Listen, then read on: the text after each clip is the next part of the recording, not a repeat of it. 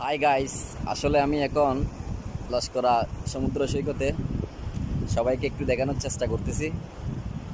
তাই আজকে বছরের শেষ দিন, আর কয়েক ঘন্টা পরেই চলে যাবে 2024 সাল, আমাদের কাছ থেকে বিদায় নিবে।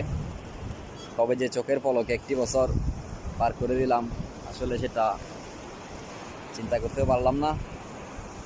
তাই অতি শীঘ্রই 2025 সাল আসতে যাচ্ছে। তাই 2025 সাল যাতে সবার জীবনে সুখ শান্তি আনন্দ বয়ে আনুক, এটাই প্রত্যাশা করছি। আসলে একে অপরের জন্য দোয়া করবেন। যারা 2024 সালে আমাদের কাছ থেকে বিদায় নিছে, আসলে তাদের জন্য অনেক দুঃখ প্রকাশ করছি।